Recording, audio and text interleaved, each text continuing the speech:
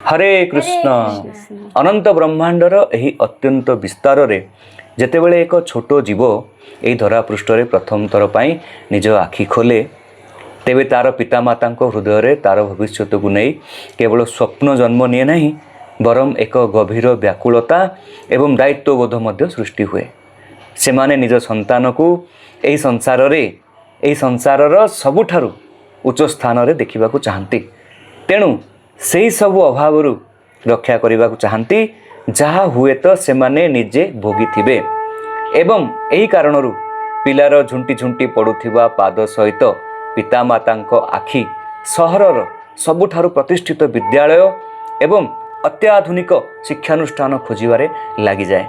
से माने दिन राति एक करी शिक्षक मानकर योग्यता को जांच करती सेमानंकर पूर्व रेकर्ड एवं पृष्ठभूमिर प्रत्येक सूक्ष्म दिग को खूब भल भाव परीक्षा करती कारण से माने यही अखंड सत्य को भल भाव जानिछंती जे जड़े योग्य मार्गदर्शक बिना सेमानंकर संतान यही प्रतियोगिता मूलक दुनिया रे ना सठिक दिग पाई परिबो ना जड़े सफल मनीष होई परिबो एवं माता पितांकर यही समर्पण सेमानंकर यही निरंतर परिश्रम प्रत्येक दृष्टिकोण संपूर्ण भावे यथार्थ एवं वंदनीय कारण यही संसार रे बंची रहिबा एवं निजर एक स्वतंत्र परिचय सृष्टि करबा पई व्यवहारिक शिक्षार अनिवार्यता को केही मध्य अस्वीकार करि परिबे नाही किंतु केवल यही बाह्य सफलता उच्च बैंक बैलेंस एवं समाज रे मिलुथिबा प्रतिष्ठा द्वारा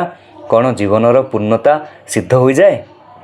जेतेबेले आमे जीवनर यही चमकपूर्ण आवरण को टिके हटाई देखू सेतेबेले आम सम्मुखरे जीवनर आउ एक अधिक गभीर एवं अत्यंत अनिवार्य पक्ष प्रकाश पाई थाए।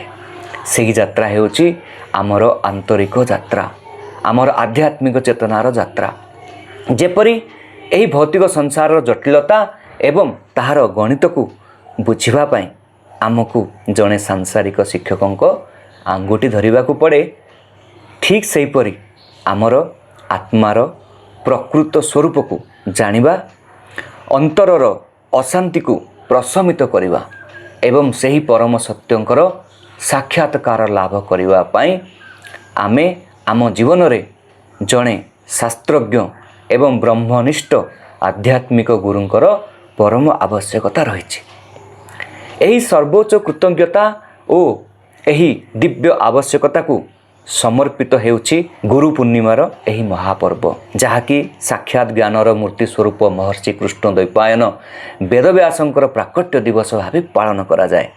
महर्षि वेदव्यासंकर करुणार ऋण समग्र मानव समाज केबे मध्य परिशोध करि पारिबो नाही कारण से कलिजुगर मनुष्य मानकर अल्प बुद्धि अल्प स्मृति शक्ति और स्वल्प आयु को विचार करी एक अखंड वेद को 4टी भागरे विभक्त करथिले।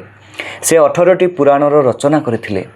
महाभारत परी एक महान इतिहास ग्रंथ लिखिथिले किंतु यहा परे मध्य जेतेबेले तांको हृदय को संतोष मिलिला नाही सेतेबेले से निज गुरुदेव देवर्षि नारदंक आज्ञा रे श्रीमद् भागवत महापुराण परी एक परम दिव्य और विशाल ग्रंथ आमको प्रदान करथिले।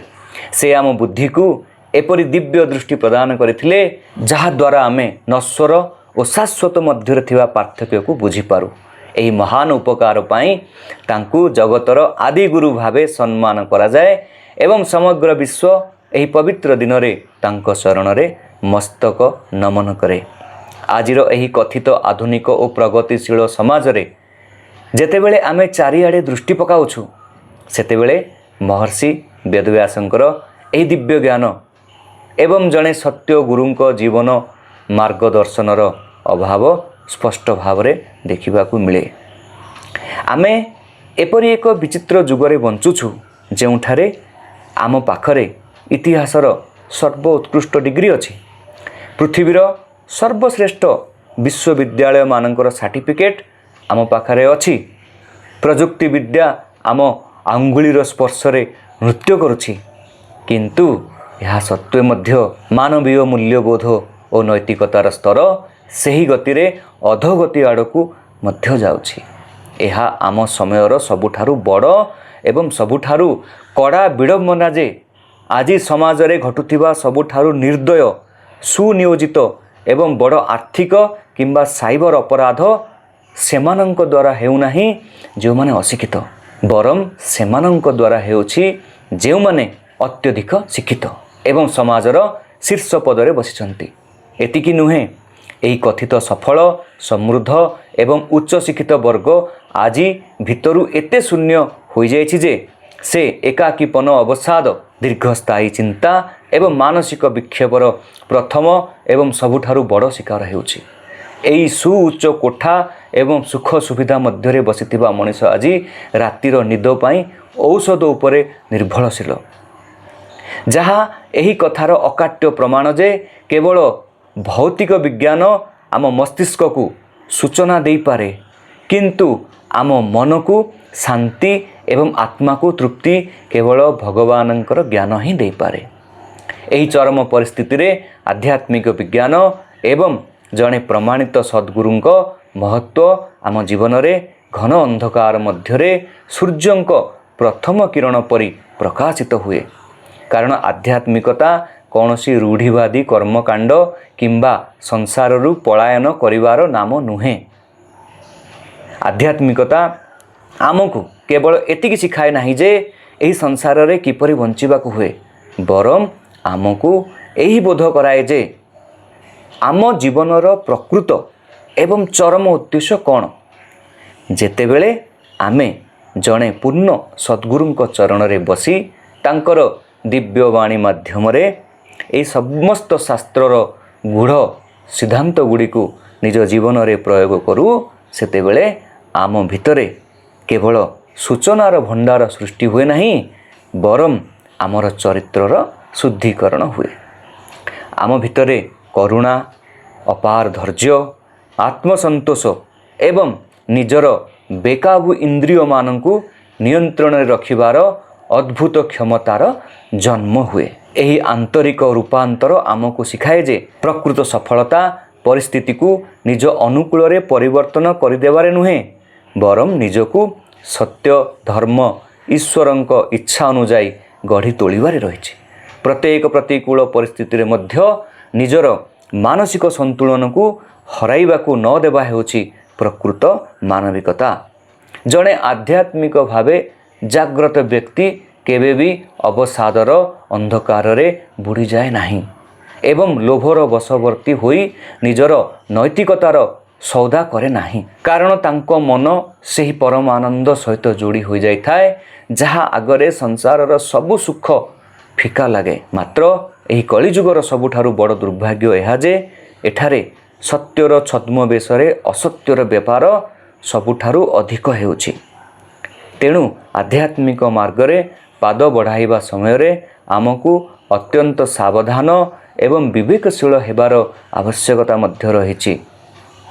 ଯେତେବେଳେ ଆମେ ଆମ ଚାରିପାଖରେ ଏମିତି ଅନେକ ମୁଖା ଦେଖୁ ଯେଉଁମାନେ କେବଳ ସାଧୁର ବେଶ ଧାରଣ କରି, ଗେରୁଆ ବସ୍ତ୍ର ପିନ୍ଧି ଏବଂ ସୁନ୍ଦର କଥା କହି ସିଧାସଳଖ ଲୋକଙ୍କ ଆସ୍ଥା ଏବଂ ନିଷ୍କପଟ ଶ୍ରଦ୍ଧାର ବେପାର ମଧ୍ୟ କରୁଛନ୍ତି ଏବଂ ତାପରେ ଏହି ଧର୍ମର ଆଢ଼ୁଆଳରେ ଅତ୍ୟନ୍ତ ନୀଚ ଏବଂ ଲଜ୍ଜାଜନକ ଅପରାଧମାନ ଘଟାଉଛନ୍ତି, ଗୋଟିଏ ଗମ୍ଭୀର ଏବଂ ବୁଦ୍ଧିମାନ ସାଧକ ଏହି କଥାକୁ ନିଜ ହୃଦୟରେ ପଥରର ଗାର ଭଳି ଲେଖି ରଖିବା ଉଚିତ ଯେ କାହାର ବାହ୍ୟ ପୋଷାକ, ତା'ର ଲମ୍ବା ଜଟା ବା ତା'ର ବଡ଼ ଆସନ ତା'ର ଆଭ୍ୟନ୍ତରୀଣ ପବିତ୍ରତାର ପ୍ରମାଣ ଦେଇପାରିବ ନାହିଁ।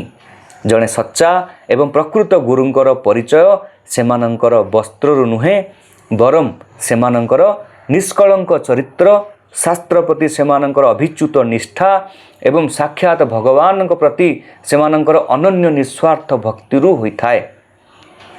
ଆମକୁ କାହାରି ଚମକପୂର୍ଣ୍ଣ ଆଡ଼ମ୍ବର ପଛରେ ଆଖି ବୁଜି ଦୌଡ଼ିବା ପରିବର୍ତ୍ତେ ନିଜକୁ ଶାସ୍ତ୍ରର ଆଲୋକରେ ଜାଗ୍ରତ ରଖିବାକୁ ପଡ଼ିବ ଏବଂ ସମ୍ପୂର୍ଣ୍ଣ ଭାବରେ ପରୀକ୍ଷା କରିବା ପରେ ହିଁ କାହାରି ପବିତ୍ର ଚରଣରେ ନିଜର ସର୍ବସ୍ୱ ସମର୍ପଣ କରିବାକୁ ହେବ। ଏହି ସଚେତନତା एवं यही आध्यात्मिक चेतना आगामी समय आहुरी अधिक जरूरी और प्रासंगिक होगाकू जाउछि। आमर टेक्नोलोजी एवं विज्ञान विकासर जो सर्वोच्च सीमा को स्पर्श कले मध्य आमे आसुथिबा दशकरे मंगल एवं चंद्रमारे निजर कॉलोनी बसाई पारिले मध्य कृत्रिम बुद्धिमत्ता माध्यम समग्र विश्व को निज इंगित नचाई पारिले मध्य किंबा चिकित्सा विज्ञान बल रे मृत्यु को भी चैलेंज करि पारिले मध्य मनीष भितरर से मौलिक द्वंद्व केबे भी बदलिबो नाही। प्रेमर पिपासा, मृत्युर भय, क्रोधर निया, ईर्षार ज्वाला एवं आभ्यंतरीण शांतिर संधान एगुड़िक हेउची सेही शाश्वत सत्य जहाँ प्रत्येक जुगरे मनीष हृदय भितरे सही परि स्पंदित हुए जेपरि आज हेउची। प्रजुक्ति आम शरीर को आराम दे पारे, आम समय को बंचाई पारे, किंतु ताहा आम भितरर अस्थिरता को शांत करि पारिबो नाही। जेते दिन पर्यंत ए पृथ्वी रे मानव हृदय रहिबो एवं जेते दिन पर्यंत ता भितरे परम शांतिर तृष्णा रहिबो सेते दिन पर्यंत जड़े सच्चा गुरुंकर एवं सेमानंक द्वारा दिया जाइथिबा आध्यात्मिक ज्ञानर महत्व ए सृष्टि रे सर्वोपरि एवं अमर रहिबो। टिके अटकी जाई निज अस्तित्वर ए सबुठारु गभीर और गंभीर रहस्य उपरे विचार करंतु, जेउथिपाई आमर पूजनीय समस्त शास्त्र आमको बारंबार सचेतन कराई थाए जे एही मानव जीवन कौनसी संजोग किंबा केवल जैविक प्रक्रिया नुहे, बरम यह 84 लाख जोनिर से अत्यंत कष्टकर भयानक एवं अंतहीन चक्रव्यूह को भोगिवा परे भगवानଙ୍କର असीम कृपारू मिलिथिबा एक अत्यंत दुर्लभ सुजोग। आमे जानि नाहु केते थर पशु होइछु, केते थर पक्षी होइछु, केते थर कीट पतंग एवं वृक्ष होई जन्म मरण रे सही असह्य जंत्रणा एवं भोक शोषर सही आकुलता को सहिछु। एही संसार रूपी कादुअर गठन एमिति जे कौन सी जीव निज बलरे निज बुद्धि रे एथिरु बाहरी पारिबो नाही, कदाचित नाही। से जेते हाथ गोड़ चलाइले मध्य सेते अधिक तल को खसी जाए। एही भव सागरर लहरीरु पार हेबार केवल ओ केवल गोटिए ही मार्ग एवं ताहा हेउची भगवानंकर जड़े शुद्ध भक्त जड़े निष्काम आध्यात्मिक गुरुंक कृपार आश्रय पाइजिबा।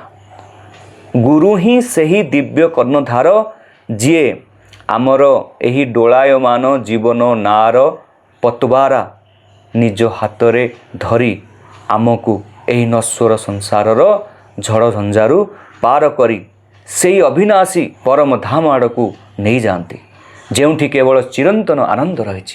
तेणु एही पवित्र गुरु पूर्णिमा उत्सव को केवल एक औपचारिकता हेबाकू दियंतु नाही, निज भितरर सोई जाइथिबा चेतना को हलचल करी जागृत करांतु।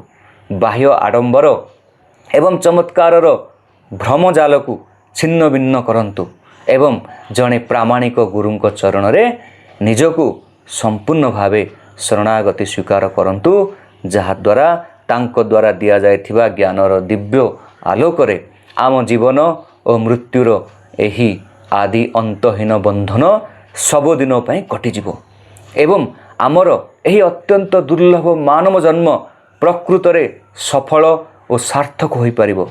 आपण समस्तंकु एही पवित्र गुरु पूर्णिमार हार्दिक शुभकामना एवं अभिनंदन। हरे कृष्ण हरे हरि बोल।